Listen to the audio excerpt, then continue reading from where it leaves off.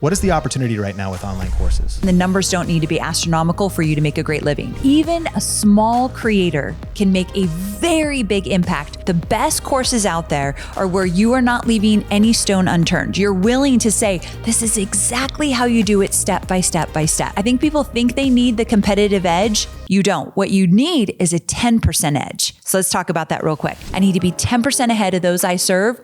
Boom, you got your course. You only need a tiny sliver of the internet to pay attention, to make a huge impact, and to be very profitable with courses. I just want to say there's room for all of us in this space, and I've seen it with so many of my students. How do you find your unique angle in a world where you're like, man, there's already other people with online courses or creating content like I am? You gotta just press record. Amy Porterfield is really a legend in the space. New York Times best-selling author, prolific content creator, incredible history and reputation in the industry. And I'm super honored to have her here today talking about really the opportunity with online courses, some of the changes that we need to know, and her best tips for getting started. Amy, welcome to the show. Thanks so much for having me. So I'm super fired up to have you on the show, and I'm curious, what is the opportunity right now with online courses? It's a huge opportunity. I want to address real fast that people will say, there's so much competition with courses. So many people have courses or teaching courses.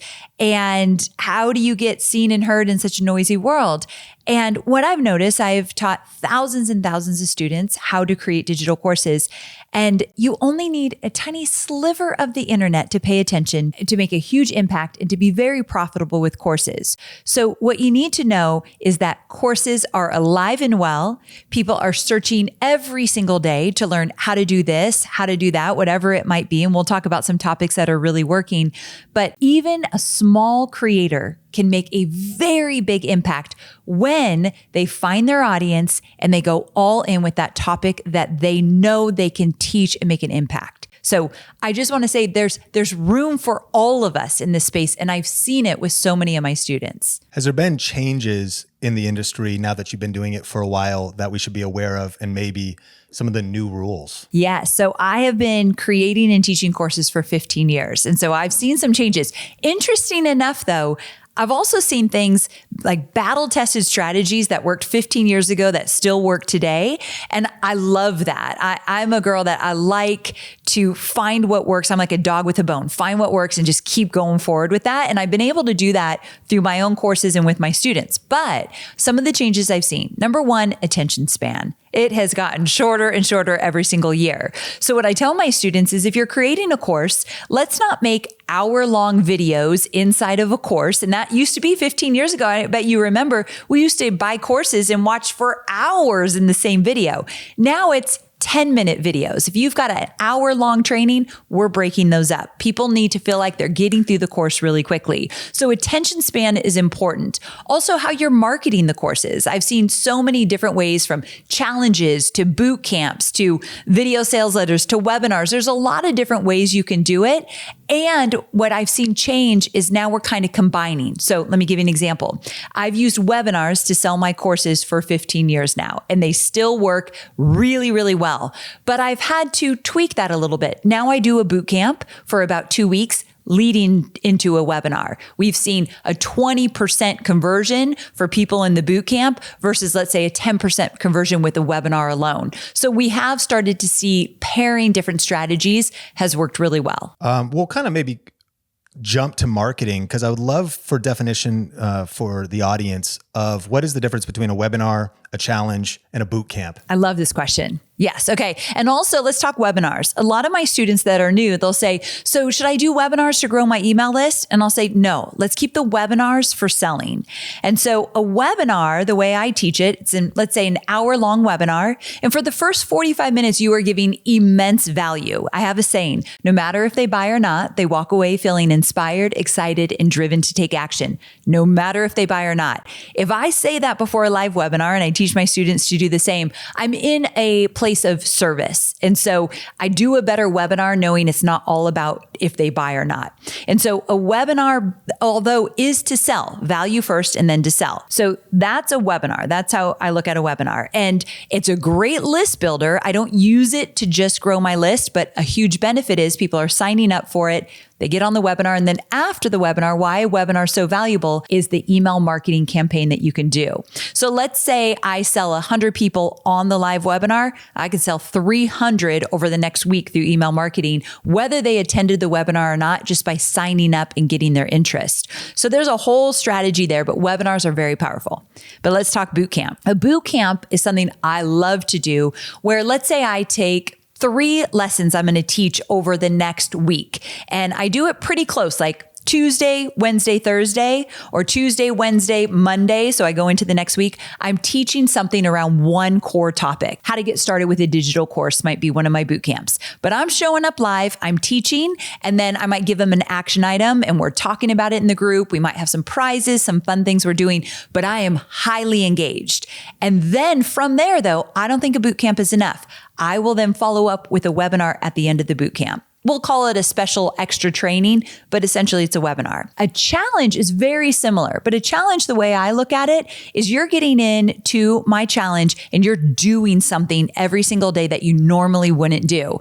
And you're doing it online, or you're doing it with your family, or you're doing it whatever you're doing, but then you're reporting back and saying, I did it. So there's a lot of accountability and getting you out of your comfort zone. So a challenge is slightly different than a boot camp, but there's a lot of similarities. But I'd still do a webinar at the end of a challenge to sell my course. I love that breakdown. And you already kind of touched on this idea that there's a big opportunity right now. Yes. Even though it feels like there's a lot of competition. But the truth is there is a lot of competition. There is. One of the things that you help people with is helping them find their unique angle to stand out. Yes. For that individual, maybe touch on the mindset piece of getting into this, but also how do you find your unique angle in a world where you're like, man, there's already other people with online courses or creating content like I am? So the first thing is that mindset right there. There's already people doing what I want to do. If I or you had that mind, we do very things that a lot of people do. YouTube, courses, there's a lot of people teaching that kind of thing out there. If we thought that years ago, we'd never be sitting here with the success we have today. So the first mindset shift I want people to make is, who cares who's doing it? It's cliche to say, but no one does it quite like you, but it's very true. And again, I want to go back to what I said earlier. You need a tiny sliver of the internet to pay attention. So think about it. You have $1,000 course and 20 people buy it. That is a lot of money. I think you can get 20 people on the internet with over 7 billion people in this world to buy your course. So we need to be realistic about these numbers and know that even though there's Gary V's in the world that can sell hundreds of thousands, that's not necessary to make a beautiful living and have more freedom in your life. And the reason I teach how to create courses is because I believe they give you more freedom. They allow you to create a business from scratch. You become your own boss. You can call the shots. It's exactly why I got into this. So there's so many benefits, and the numbers don't need to be astronomical for you to make a great living. But to get back to your question, now I lost it. What was it? So then how do you find your unique angle Yes. and stand out and maybe find that uniqueness? Yes. So one, we're not going to focus on who else is doing it. We're going to let that go. But also, let's say, so I teach courses in so many different areas, from pet grooming to relationships to real estate to leadership. I mean, there's to how to groom your giraffe at a zoo. Yeah, there's a $63,000 course out there. Like, she's made $63,000 with teaching how to take care of your giraffe at a zoo. So there's so many different topics. The thing is, you need to ask yourself, where is my sweet spot? Where have I gotten results for myself or for others? And am I willing to teach everything I did to get those results? So you don't have to have like a unique edge to it. You don't have to say, well, I'm going to teach leadership, but I've got this really cool strategy that no one's ever taught. You just need to be willing to say, I got results for myself or someone else, and I'm willing to teach it, and break it down step by step.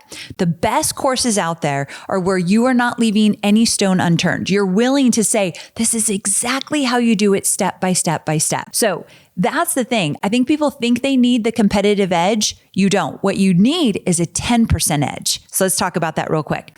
A 10% edge is, I am 10% ahead of those that I want to serve, and I'm going to show them the way. You don't need more certification, more time, more training. A lot of people, when they get into my world, they think, I probably should get more certifications or learn this or go back to college or get with a coach and build this up before I do it. No. you already know enough to create a digital course. And in your mind, if you can change their mindset to say, I just need a 10% edge, I need to be 10% ahead of those I serve, boom, you got your course. That's brilliant. And what are some examples of students and niches? You've already mentioned some.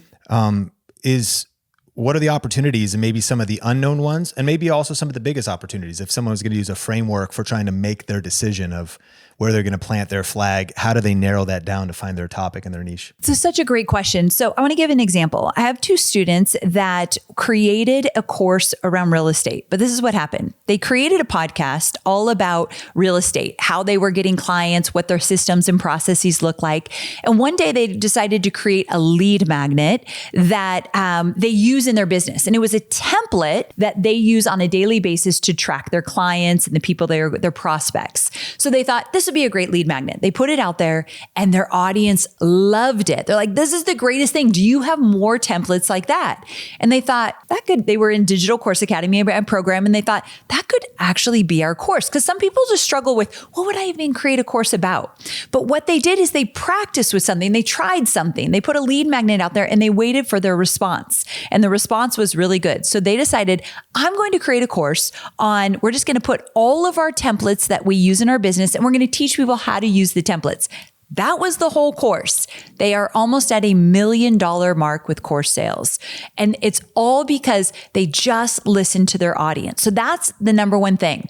A lot of my course creators, what I tell them is we got to be creating weekly original content to understand what our audience wants. A YouTube channel is one thing that we definitely suggest, or a podcast or a blog, so that if you're putting out your weekly content, your audience will tell you what course they want. And I think that's one of the strategies that's worked really well. So to talk real fast about different topics and courses, one of my students has a course, well, a few actually have a course on how to sleep train a baby.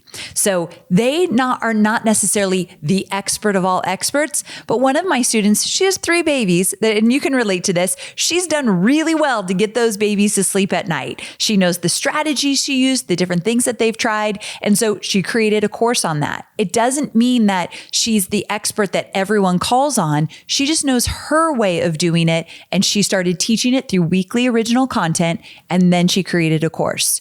One more example, I have a student, her name's Kelly, and she was an attorney. And Kelly decided to create a course on, well, she worked one-on-one. This is one thing that your audience can relate to. A lot of people start out with one-on-one coaching, consulting, but we all know that you can only go so far with one-on-one. You're one person. There's only so much money you can make or so many hours in a day. So a lot of my students want to transition from one-on-one to course creation. What Kelly did was she had a really odd but effective time management strategy she created as an attorney. It worked for her. She kind of took a little of this, a little of that, and she did it for a while. Her 10% edges, she dialed in her productivity as an attorney, and she thought, I could teach this to other people. So she started one-on-one. And then what happened is there's only so much time in a day or so much money you can make. So she created a course on this very odd strategy she used, and people loved it because she had such a connection to it. It wasn't earth-shattering, mind-blowing, like that's the coolest thing ever. It just worked for her. And she found the audience that needed that kind of strategy as well. $213,000 later in a digital course, she's doing well. So I guess what I want to really hit home on, it doesn't need to be the next biggest, craziest idea that will work. You just need to be able to show people how to get results, and then find a way to talk to them so they trust you to teach them how to do it. And that's so encouraging. And I actually want to ask you about the mindset when starting.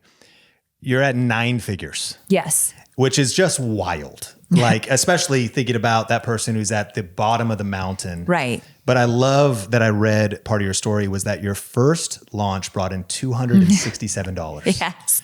That's a long way before 9 figures. Amen. And so what is the mindset? I mean, you are so connected to your students and the people you serve. So you know kind of the fears and the different mindsets.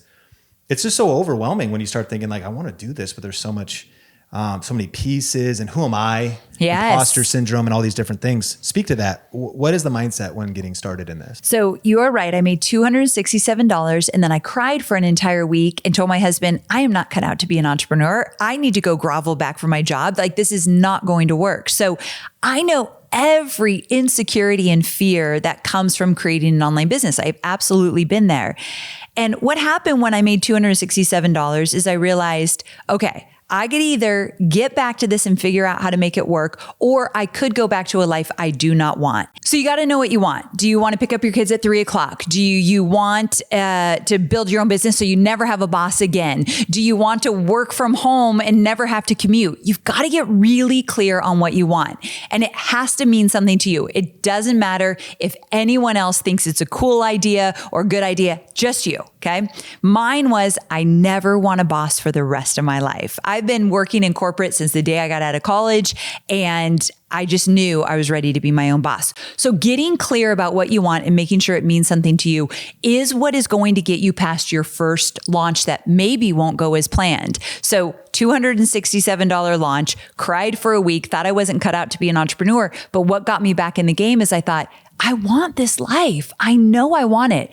And my secret is you've got to learn to love what it takes to get what you want. Layla Hermosi first said that, at least the first time I heard it. And I thought, wait a second, you got to learn to love what it takes to get what you want. And a lot of what it takes is failure. A lot of what it takes is long nights, confusion. A lot of my students get stuck with course creation because they don't know the next step to take or the next right step. All you need to do is keep taking action. Action creates clarity. So the mindset of getting into the game, creating the course, and all the doubts, all the imposter syndrome will never go away. Do you agree with that? Do you think imposter syndrome ever goes away? No. Thank you. Yeah, I'm still deeply insecure. Same, my friend. You were giving me a compliment. I'm going to admit something I don't want to admit. You said something really nice, like, you're Amy Porterfield. You are the top of your game. And in my head, I'm like, what is he saying? So I deal with it every single day. However, I'm very clear about what I want, and I know it's going to take me showing up even when I don't feel confident. So I'm just going to show up anyway. That's what it takes to create courses, memberships, group coaching. So what I learned from working for Tony Robbins forever is 80% of this is mindset. I'll teach you strategies all day long to create courses and build your email list. I've got them all. But if I can't get you to think, I am going to figure this out no matter what, my strategies don't matter. So I'm glad you asked about mindset. I think it's more important than anything. That's so strong. And I love all of that advice. But now let's talk a little bit about the practical. If we just covered a few steps, and in the show notes, we'll look up some resources and some different things. You've got some great stuff for people to go to next steps. But now,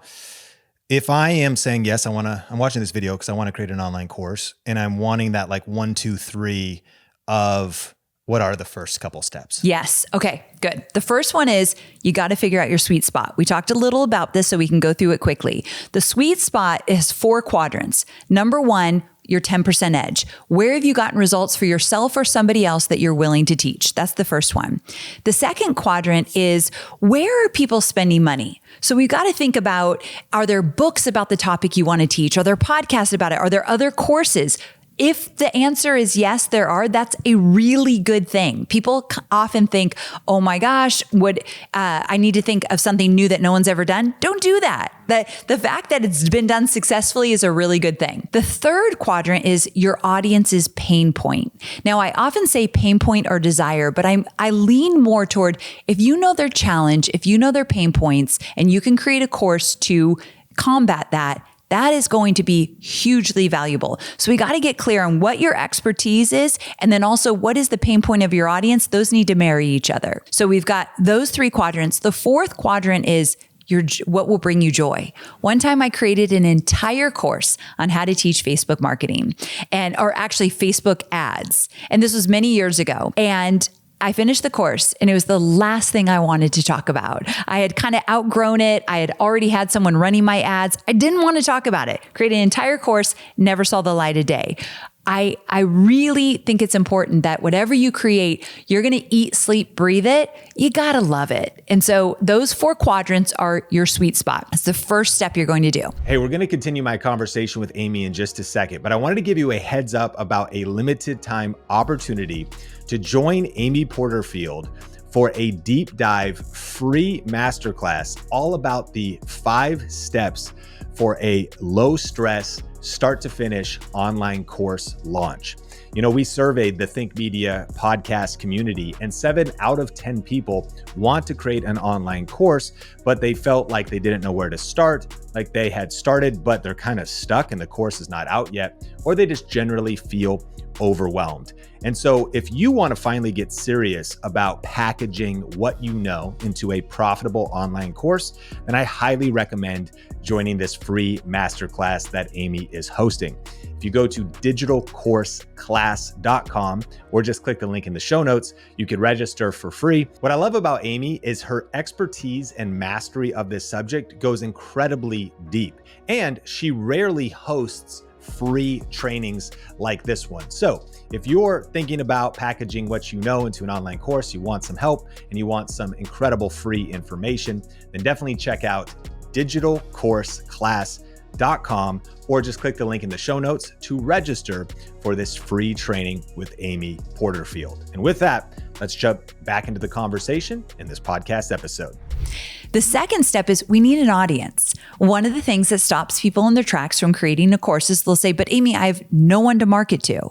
And I always say there's no silver bullet here. Whether you're going to create a course, a membership, a group coaching, mastermind, all of it requires an audience. So we've got to focus on growing our email list. You don't want to launch a course without an email list. Now, what I teach my students is let's get a list of 500 people. If you have 500 people on your email list, you can make great money with a digital course if you nurture that list. So we're not talking about hundreds of thousands. 500 people on your email list is your first goal. And how do you do that? Well, we're going to use our social media to talk about a great lead magnet, some kind of giveaway. We talk about it often. We find different ways to talk about it. We start getting people on our email list. We're not going to overcomplicate it. So that's the second thing that we need an audience. Social media and an email list is important here.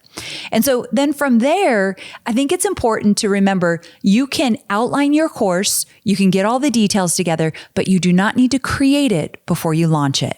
So a lot of what I teach is I teach people how to create a course and how to market it, but we're going to create the outline. We're going to get clear on what we want to do. ChatGPT has become a best friend of many of my course creators, helps with the outline, helps with detailing it out. You got to know what you're selling, but let's not create it before we make money, because sometimes it doesn't work. Like my $267 launch, you can go back to the drawing board, tweak some things before you spend time and money creating it. So I always say, launch the course, and then you can create it week by week and drip each module. There's nothing like putting a little fire under your feet that I made money with this course. Now I better create it. So you'll get it done once you launch it. But I always say, let's create the course after we launch it. Man, these are some great tips. And in the second part of our conversation, I want to go deeper in email marketing. And you've given us such great advice for kind of getting started. I feel like this is almost a shift though towards more of an advanced conversation for those who maybe already have an online course, who have been doing this for a while, because one of the things you say is that 85% of your revenue come from just 2 digital courses. Yes. I'm curious, what have you learned about the power of focus and creating flagship and signature products? And I even personally have been there, and I wonder, many listening to this, if they've been doing this for a while, they might have 46 different products on their website. They've got this funnel, that funnel, to this thing, to that thing, and that website's broken because how could you possibly manage it all? Or all these different trickles. How did you get that focus? Do you think that's important? And what arrived you at just really focusing on the 2? And do you think that sometimes entrepreneurs fall into that issue of being too diluted? I love this question. I believe my secret to success is that I am known for something, and I'm known for how to create and launch digital courses. The reason I'm known for it is because I've gone all in for 15 years of doing this. Mm-hmm. Now, what the challenge is, why most people don't do it this way, is entrepreneurs love variety, right? We love to start things. We love big ideas. We love to get out there and let's try this, let's try that. And the challenge is then you're never known for anything. And when a topic comes up, your name's not at the top of the list. So what I do know, and this is not bragging, this is just years of experience. If someone's in a room and says, I want to create a digital course, do you know anyone who can help me? My name will be at the top of that list. But that didn't happen by accident. It's because I've stayed in my lane and done the same thing over and over again. Sometimes do I want to do something else, get a little bored? I don't know if I get bored, but I want to do something else. Yes, it becomes a hobby. You don't have to make money with everything you want to do in this life. And so my secret, yes, has been one thing, go all in. And for me, it's Digital Course Academy, one program I have. But here's the thing. Years ago, I used to do a whole lot more. And I was always overwhelmed, always confused about what I should be focusing on. You're right. Things broke down a lot. My team felt very overwhelmed and stretched too thin. And I didn't enjoy what I was doing. This is around 2011. So I know the difference. So that's when I said, okay, less is more. So I live by a motto that less is more. I found what worked. And it took me a while. It took me a few years to say, oh, this is what people are responding to the most. And then I had the discipline to go all in. Now, every year we make the course better, our marketing better, the course better. We tinker with it. We try new things. Like, let me give you an example. I've been doing this for 15 years, but just last year, we did all of our webinars in a big fancy studio. You know, those studios with all the Zoom people behind you. And we went to North Carolina or South Carolina to do it, one of the Carolinas. And it was a big deal, but I wanted to stretch myself and try something new. So I'm always reinventing myself, doing new things, but it always comes down to the same course I'm promoting. That I really do think takes discipline. That's so powerful to think about the power of focus. I know for us too, because of the progression of things, we've gone deep in YouTube, but eventually we started dipping our toes into, people asked, how did you build your email list? So we created this program that ended up being pretty profitable, but just a fraction of what we were doing with our main YouTube course.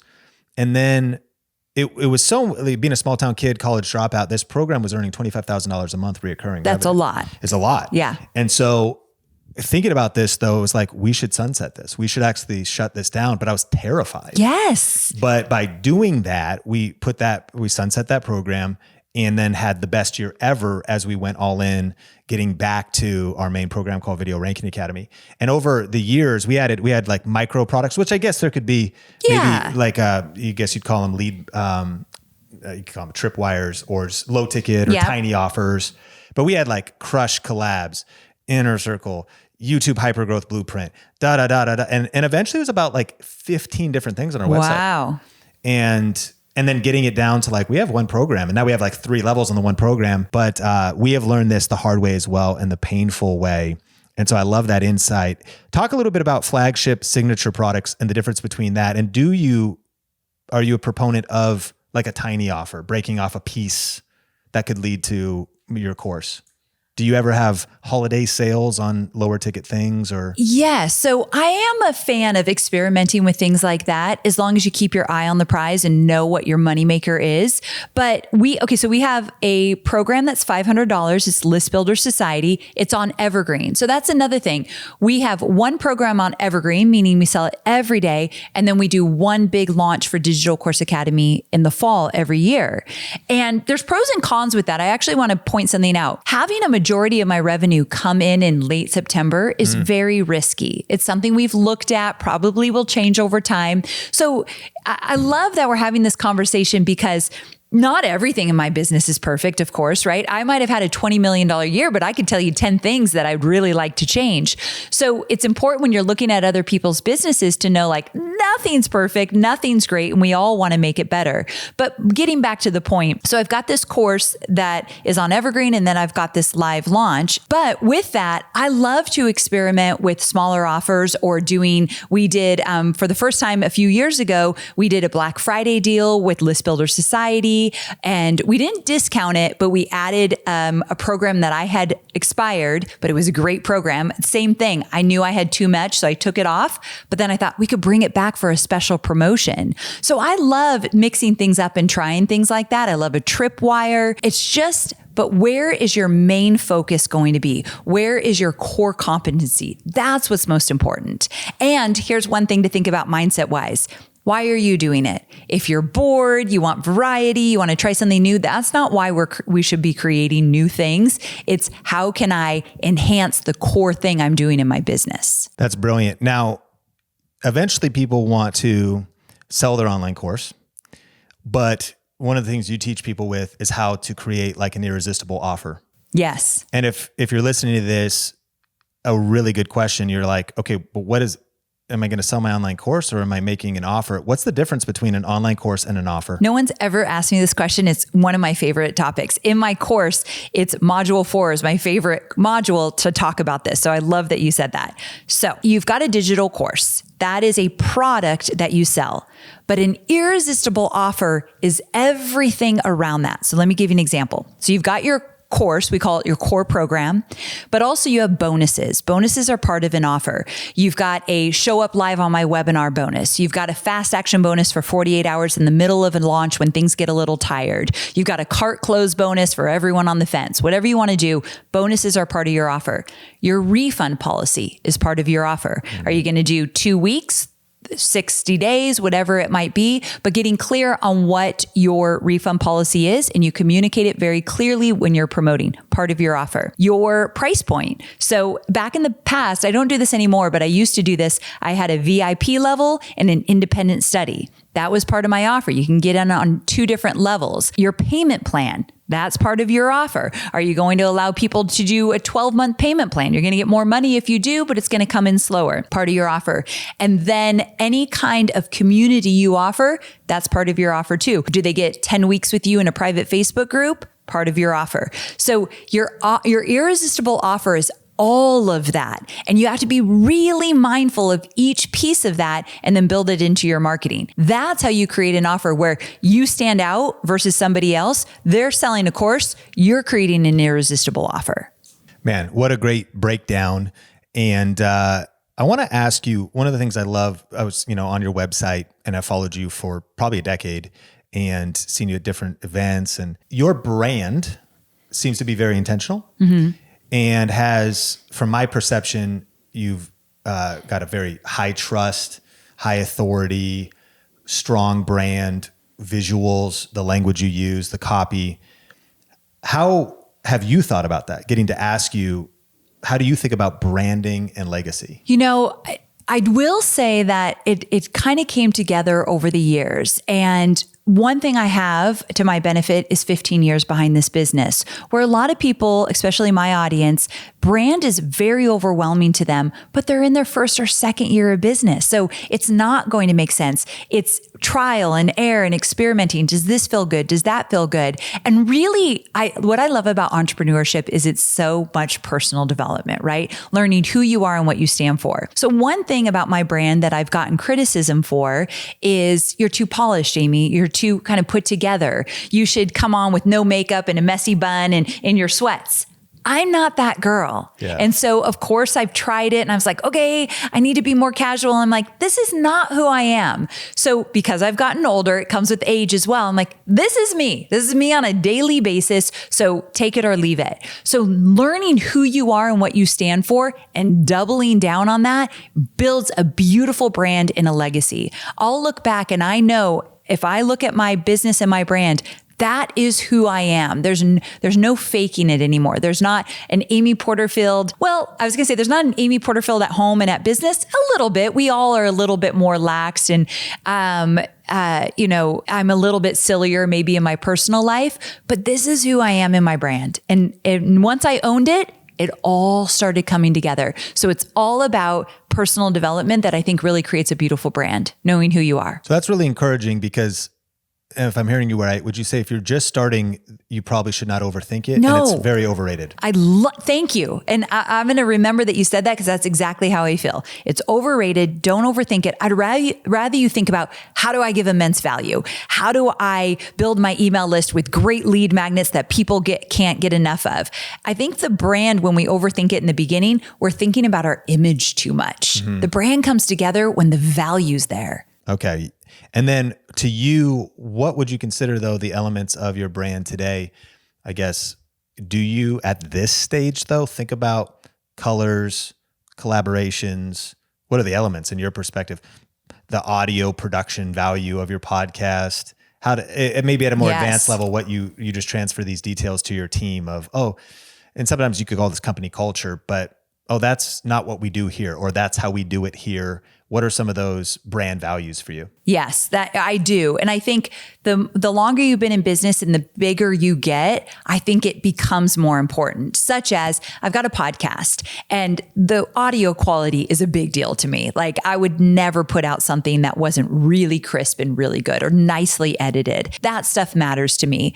Was it super polished at the start? No, absolutely not. And I literally read word for word a script in the beginning. Like I cringe when I see the first episodes because I wanted to write everything out because I was too nervous. So and my audio wasn't great. I've got this beautiful studio now in my home. I didn't have any of that before. So I think this happens over time. But when I think about my brand, I think about brand personality. What's the personality of my brand? Compassion is number one. We have company values. You have no idea what somebody's going through. Everyone's doing the very best they can. We subscribe to that. So through my writing, through my social media, through my personality, I want people, when they think of my brand, that is a compassionate brand that cares deeply about us. So those different things matter to me, how we treat our audience, how we approach them. And also, I do like it to be professional. I like it to be put together because that's who I am. So I'm going to care that our website looks nice. Now, I don't have a spectacular website, but there's cohesiveness. There's the brand colors, there's font. I do care about things like that. I just am careful to talk about it because I don't want my beginner students to care about it too much. So strong. Last question on courses. What comes first, email or your course? Building your list. Great question. So I tell my students, you can create a course while you grow your email list, but we want at least 500 people on our email list before we launch the course. So you can be doing both, but the minute you want to launch, we got to get at least 500 people on our list. Do you recommend, when people feel very overwhelmed and this is a side hustle, they think, okay, they're following the Think Media podcast. I'm trying to be consistent on YouTube. Oh, now I need to create a lead magnet. Yeah. Now I'm building my email list. When am I going to have time to create the course? Do you recommend people slowing down and taking a break, or trying to chop up their time and do each of these things to slowly make progress? And maybe it's not a one size fits all, but in light of that, okay, I'm creating content. And I'm not even full-time as a solopreneur with a VA or even did my first launch. I'm still in those early stages, and I'm trying to go through DCA and make my videos and record my podcast and get my modules out there. And it's all of the things. If there's a little bit of sequencing, what would your thought be? You know my audience well. Like that's exactly what they're thinking. I'm trying to do all of this. And I would say, first of all, a lot of my students, they need to make money fairly quickly, meaning it might be a side hustle, but all they want to do is leave that 9-to-5 job, or they've left the 9-to-5 job. So they don't have a choice. They have to make money. So I always say, let's choose one way, one offer you're going to make money. For me, if you're in my world, it's going to be a course. So if it's going to be a course, we need to think about the things that are going to get that course launched, which is your email list and your weekly original content, because I think that feeds into growing an email list. So if you told me, Amy, you have to choose one, it is creating an email list. And notice I did not say it's growing your social media. I have a lot of opinions about that. I think social media is fickle. I think you're building your business on rented land when you go all in with social. I think social is a great way to grow an email list, and that's how we should look at it. And there's other ways to, the engagement and the impact you can make. But at the end of the day, if you said, Amy, choose between 1 million followers on Instagram or an email list of, let's say, 5,000, I am choosing that email list every single day. So you do want to focus on growing that email list. So let's just briefly talk about email marketing. And you already made some bold statements there. Do you think that email marketing is underrated or overrated for most entrepreneurs? Absolutely underrated. You would be amazed about how many marketers will say, growing an email list takes time. I don't want to focus on it. I have one woman, she has over 1 million followers on TikTok. And I got to talk to her and kind of help her put together a course. And she said, I don't want to grow an email list. People are annoyed to get emails. I don't want to be that annoyance. I'm just using social media. And I think, okay, one day if TikTok goes away, you are screwed. Like what the heck? But I couldn't convince her. So I just let her do her thing.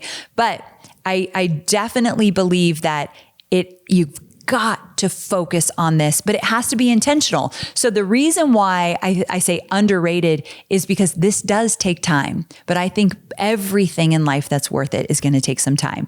And the beautiful thing about growing an email list is once you set your foundation, it starts to happen more organically. It becomes so much easier. It's that foundational part that might take a moment.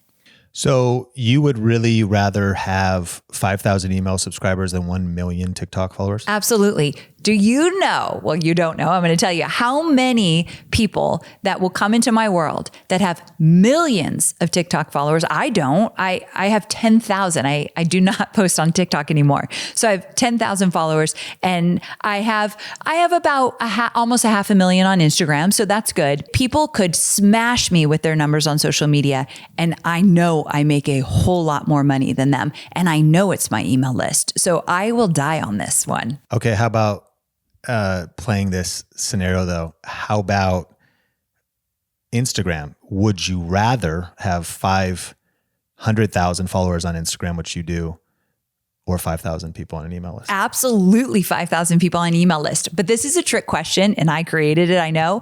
But here's the deal. If you said, okay, Amy, actually, no, I'm not going to give you the 5,000 people on an email list. I'm giving you the 500,000 on Instagram. I would literally focus on moving them to an email list. Yes. And because I'm thinking, especially one of the biggest modern trends that's working would be ManyChat or having someone comment.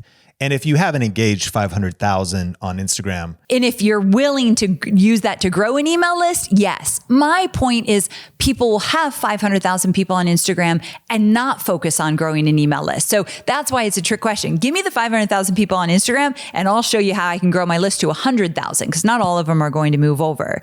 But if you're not intentional, a bunch of people on social media, it's not where it's at. It does not do what an email list will do. Yes. Donald Miller today on a podcast said he thinks one email subscriber is worth about $34. That might have been his math. No, I think I heard it through, I think OptiMonster had said something like that.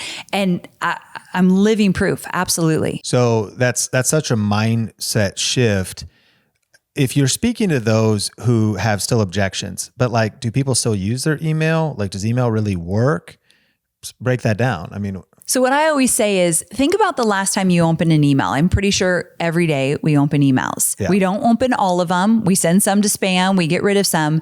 But the ones that speak to us, we're never going to miss it, whether it's a store, an influencer, a marketer, whatever it might be. And so we all have those emails. Be that person to your subscribers. And the way you do that is, one, you are consistent. You are showing up regularly in their inbox. You care deeply about your subject lines. This is a big one. So I'm a big fan of subjectline.com. It's a free resource. I tell all my students about it, but they literally help you come up with a better subject line that's going to work. And the reason I say this resource all the time is that's the first thing they're going to see. And so many of us don't give the time there. So you pay attention to your subject lines. You show up often in their inbox and you give value every single time. You are going to be that person. So yes, email works incredibly well when you are intentional about how you're doing it. If you're creating content on YouTube or you have a video podcast, what is the next step to start building your email list? Yeah. So I have a podcast, and you are the master at YouTube. And so with both, I believe that you should never end a podcast or never have a podcast or a YouTube channel or show that you don't have a call to action for a freebie on there. I might embed it in the middle of a podcast. I might mention in the intro, but there's always some way for you to get on my email list through my podcast episodes. So I love finding an organic way to do it that's built in. So let me give you an example. So I might be talking about creating digital courses, and then I'll say there's so many myths with digital courses. One might be XYZ. Actually, I've got a freebie. I'm going to outline the 5. If you want to go grab it, here's the URL. Then I just keep moving on. So it's not this big dance that I do about it, but I find organic ways. So I believe there should always be a call to action on a YouTube video or a podcast for a lead magnet. Strong. And what are some of the most effective lead magnets? So the very one that's working right now that I think is the very, very best, actually, you guess. So like all the different kind of formats, what do you think is the one that's like killing it? It's One pager. It's a quiz. A quiz. Now, this is a little bit more advanced. So for those of you who have never created a lead magnet, we're creating a PDF, a one pager, a checklist, a cheat sheet. That's what I teach. We're starting there. But once you get that going, the next thing is a quiz. And the reason why quizzes are such great list builders is people love to talk about themselves and learn about themselves. And so for the ladies, you'll know this. When we were young, in the magazines we used to read, there used to be all the kind of quizzes like, what does your favorite Halloween candy say about your love life? And we're like typing in or answering all the questions we want to know. So the reason why is because we're curious about ourselves. That's very human nature, normal thing. That's why I love quizzes. Now, what I've learned over the last year and something we've been experimenting with is when you create a quiz, think about a quiz that can cast a wide net. That's very fun, curiosity engaging. I have a gal that I interviewed for my podcast, and I'm going to get this wrong, but her name's Harley Jordan, so I want to give her credit. But her quiz was, are you a fox, a cat? I forget the two other animals. There's 4 animals.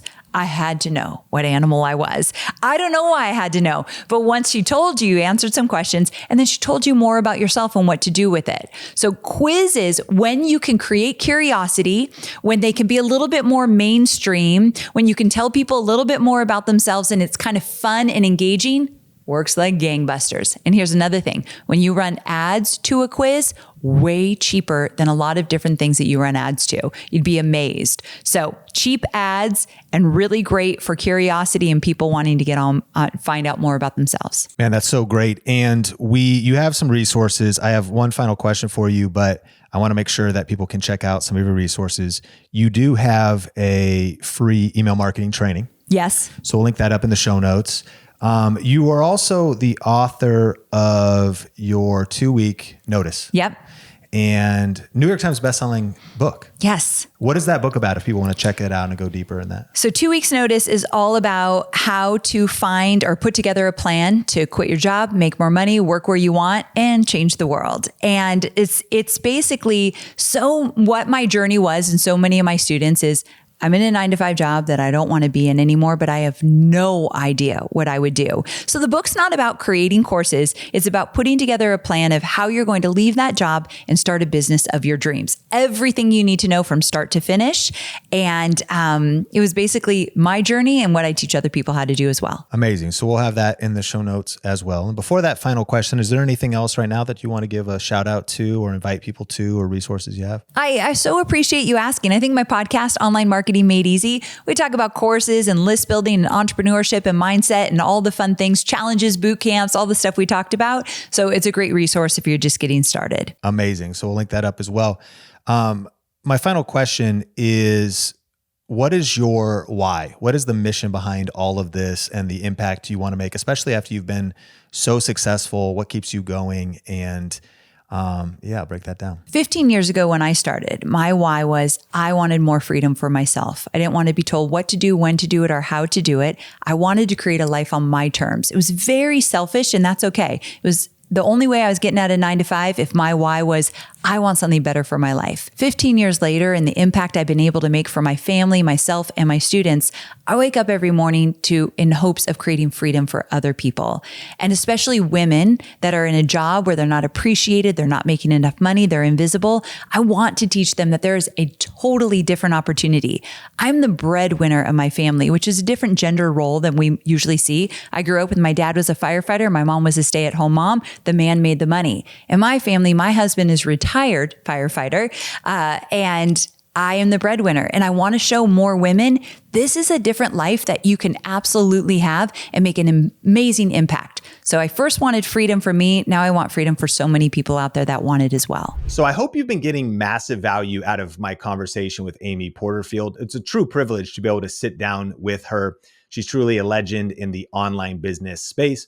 And I took away so many nuggets and insights from this conversation. Now, there's also been some big changes. The industry is definitely changing. And that's why I love to bring you experts that I learn from and the people that I study and try to get the latest insights from. And Amy Porterfield is definitely one of those people, as she has always got the best tips when it comes to digital course creation. So as a reminder, if you want to go a little bit deeper on this topic, she is teaching a free live masterclass. There's a few different dates I believe it's happening. And if you happen to be watching the replay of this, it may just be a wait list, or it just might be gone forever. So if you're interested in that, then go to digitalcourseclass.com or click the link in the show notes of this episode so that you can get into one of those live trainings that Amy is doing.